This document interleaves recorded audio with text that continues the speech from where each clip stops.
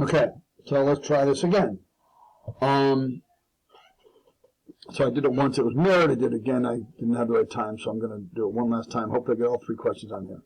All right, so we're talking about limit problems. That's all well and good, but what we need to understand as much as anything is that we're not going to be given limit problems. They're not going to say this is necessarily a limit problem. We're going to have to identify that. So when we're given a table of values and a graph, especially this type of graph, we need to know we're dealing with limits, okay?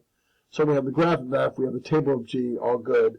It says a vertical asymptote is 6. That's just explaining that this doesn't connect, nothing big. And then it says, part A, use the graph of f in the table to estimate the limit as x approaches 0 of f of x minus g of x. So we're right here. We can't just say, well, the limit of f is 2, at 0 is 2, and the limit of g is 2, therefore 2 minus 2 equals 0. That's not going to get us any credit. We need to use limit notation, okay? So, in this case, the limit of f is 0, as x approaches 0 is 2. The limit of g as x approaches 0 is almost 2, or we just put 2. And therefore, right here, this is our question, right? And this is our property. So we need to be explicit with this property. And what that means is, this is the limit of a difference. That's the question. Our property is the limit of a difference is equal to the difference of 2 limits. So we're going to take the limit of f is 2, the limit of g is 2, and there's our process. But we need to show this step to get full credit. Okay. Part B. For each of the values a equals 1, a equals 2, 4, and 6, find the limit as x approaches a of f of x. So we're talking again about our graph. All right, so we need to know that. Then it says, and we need to be careful about recognizing what we're being asked, explain why a limit, if it doesn't exist, explain why it doesn't exist. So if it doesn't exist, we need to be explicit, all right? If it does exist, we can simply name the limit using correct limit notation. So the first thing we do is we're looking at a is positive 1. We need to come in from the left, see that it equals positive 1. Come in from the right, see that it equals 0. Therefore, because these 2 limits from the left and from the right are not the same, the limit does not exist. On our graph, from the left, we're writing this graph from the left, we get to 1. From the right, we get to 0. Therefore, with a jump discontinuity, this does not exist. But that's not limit notation. That is jump discontinuity. So without this limit notation, we don't get any credit here. If we say does not exist because of jump discontinuity, we won't get any credit. Okay? As I said a minute ago, when x approaches 2, it equals 1. The limit's the limit. I don't need to go into explicit description there. Same with 4. 6 does not exist because the limit approaches infinity. This is a special case of not existing.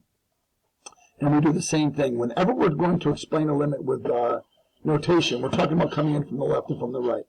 From the left, it's infinity. From the right, it's infinity. Therefore, this limit equals infinity or does not exist. So in both cases, whether we're saying it equals infinity or whether we're saying it does not exist, we need to use our left and right notation. All right. Part C. Is f continuous at x equals 3? Use correct notation. Well, continuity, we can look at the graph. It says this should be negative 3. Okay, so we look at the graph and we realize it's not continuous at negative 3 because there's a hole here and the value's up there. But what it means as far as limit notation is, as x approaches negative 3 of f of x, we know our limit to be negative 1, and f of negative 3 is positive 2. So these two things don't quite match up, right, or don't match up at all. So therefore, it is not continuous because the limit does not equal the evaluation of that function at that point. Okay, again, saying that there's a hole does not define if it's continuous using limit notation. Difference quotient, okay? The difference quotient, we know the difference quotient to be this, f of x plus h minus f of x, all over x plus h minus x, which simplified gives us that. We know that. That is our difference quotient. We know very simply that this is change in y over change in x.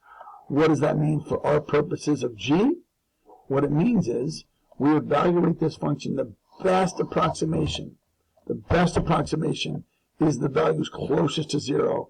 And based on our table, we're talking about negative 0.001 and 0.001. So this is the best approximation. Negative 0.2 and 0.2 is an approximation, but it's not the best approximation. So in this case, they say we need the best approximation, therefore we use the closest values. We have our change in y over change in x. Leave it in this format, and you could do it in your calculator, but definitely don't make it to the point where you're doing some quick math in your head. Okay. All right. Number 2 was probably the trickiest one for you. All right. We're given this rational function with ax squared plus bx over plus 2 over 2x squared minus 8, where a and b are constants. We're going to use the information here to solve for a and b. All right. And the first bit of information we're going to use is that it has a horizontal asymptote at y equals 3. All right. And a removable discontinuity, that means whole, at x equals 2. All right. So what that means is we're talking about, the first thing is it has a horizontal asymptote at 3. I got the notes here. All right. And we're talking about a horizontal asymptote. This is the limit as x approaches infinity. They're the same thing. So the horizontal asymptote and the limit as x approaches infinity are the same thing. And what that means is my ratio of my coefficients, because my degree of my numerator and degree of my denominator are the same, my ratio of my coefficients, a over 2, must equal 3. Therefore, a must equal 6. And they already told us that. They said make sure that a equals 6. We're good. The second piece of this equation, the second piece of this instruction, which means it has a removable discontinuity at x equals 2, means that we have a whole at x equals 2. Right? Removable discontinuity. Which means x minus 2 and x minus 2 is a factor of my numerator and my denominator. They told us it's removable, therefore I know this exists. Therefore now I can piece together the rest of this problem, because what happens is I know that my a equals 6. So when I factor my numerator, I know it must be factored with 6x and 1x. It could be 3x and 2x, but for our purposes we're going to start with this. And I know my final terms, my last two terms, my L terms, must multiply to plus 2. All right? So what that means is these are either plus 1 and plus 2 or negative 1 and negative 2. And because we already determined there's a whole at 2, we know this must be negative 2, therefore that must be negative 1. All right? So again, that allows us to factor our numerator. And if we FOIL this out, we get b equals negative 13. So if we FOIL this out, we're given this, and we work it out, we solve for this, then we FOIL it out, and we find out b equals negative 13, which is our second piece of our first question. So what does my b equal? All right? And this is the way these problems are going to go. There's going to be building blocks. You're going to continue to revert back to your old work. All right? All right. Next, we want to break this down a little bit, because the next part of the problem, right here, to make f continuous at x equals 2, f of 2 should be defined at what value? So it's a little bit confusing in the wording, but it's a predictable problem in the sense that we evaluated it at 2 and we got 0 over 0. And if we get 0 over 0, we can factor and cancel. All right, we have a 2 here. So we're going to factor and cancel. And then we're left with our numerator 6x minus 1 and our denominator 2 times x plus 2. You see I left out the 2 last time, hence the correction. So once I've factored and canceled, I have my new function, and as we do with our limits, I reevaluate. 6 times 2 minus 1 is 11. 2 plus 2 is 4 times 2 is 8. Therefore, that is our y value that must exist for this function to be continuous. So if this were my black line, was my original graph, right, where there's a hole at 2, to fill that hole, my y value must be 11/8. So my original black function, that's this thing over here, wasn't defined at 2, and if I wanted to have it be continuous, to fill that hole, I must use y must be 11/8. All right, and that's that. Okay, part C. At what value? So we already did part C a little bit. At what value of x does f have a discontinuity due to a vertical asymptote? Well, this is non-removable, and a vertical asymptote only occurs when our denominator is 0 and our numerator is not. So our reasoning is the graph has a vertical asymptote at -2 because the denominator is 0 and the numerator does not equal 0.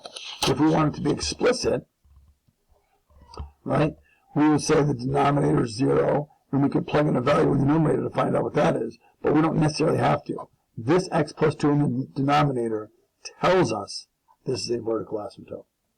Okay, now for number 3. I hope I'm not going too fast, and I hope obviously you can pause it at any time. So number 3, we are talking about a piecewise function, right? And specifically, we're talking about two explicit functions. So for x between 6 and 8, it's 25t plus 150. And for t, I said x. For t is greater than or equal to 8, it's this explicit function right here. For t between 0 and 6, it's just a general function of f. All right, so these are explicit, and this is general. I'll explain that more, when we go forward. This represents the number of fish in a function n defined above, where f is a continuous function, where f of 0 equals 80. So what they're telling us here is up here, if I plugged in 0 here, I'd get 80. And that, really you can think of that as a starting number of fish. It doesn't matter. Just know, put that in your pocket. We're going to use that later. All right. So find the limit as t approaches infinity of n of t. Once we have n approaching infinity, if we're talking this is where, or t approaches infinity, we're using this explicit function. We're using this function here. Because t is greater than 8, obviously, when it approaches infinity. And just as in the previous problem, my degree of my numerator is the same as my denominator. Therefore, this simply becomes the ratio of my numerator divided by my denominator, which is 80 divided by 0.05, which is 1600. All right. Again, they explicitly says, what does this mean in the context of the problem? So, as time, this is probably with 1 point.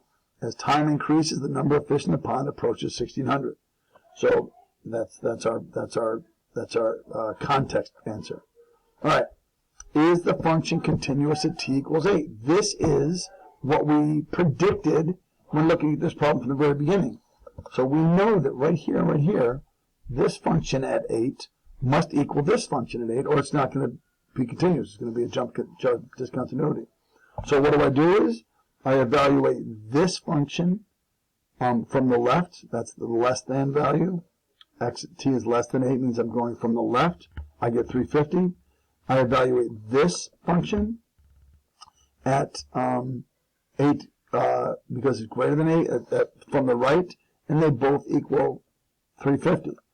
And then from here, I know that n of 8 must equal 350 is continuous because they're both the same, because my left and my right are the same. All right. What do I have for time? Okay, 2 minutes. I want to talk real quickly about this one. Imagine we have the exact same thing. And I had, just as an example, less than 8. And then I had t greater than 8. And I had the exact same thing.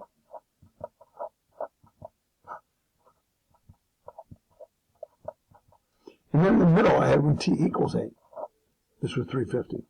Or even a different number. This would be the same type of problem. From the left, it equaled 350. From the right, it equaled 350. And in the middle, it would also equal 350. So this would be another thing that they might give you, where we have 3 functions to deal with like this, and that would be continuous. All right. 1 minute left. All right. The function n is continuous at t equals 6. When they give us something like this, we're looking at rules. We're looking at the intermediate value theorem, the extreme value theorem, or something along those lines. In this case, it's going to be the intermediate value theorem. Because you recall, they told us at the very beginning that n of 0 equaled 80. So what they're asking us is, if n is continuous at 6, is there a time where n of t must equal 250? Well, n of 0 equals 80. We just solved for, we can n of 6 equal 300. Therefore, at some point in between there, between 0 and 6, it must equal 350. And you need to use this by the intermediate value theorem. Okay? Because the function is continuous, and because n of 0 equals 80, and because n of 6 equals 300, that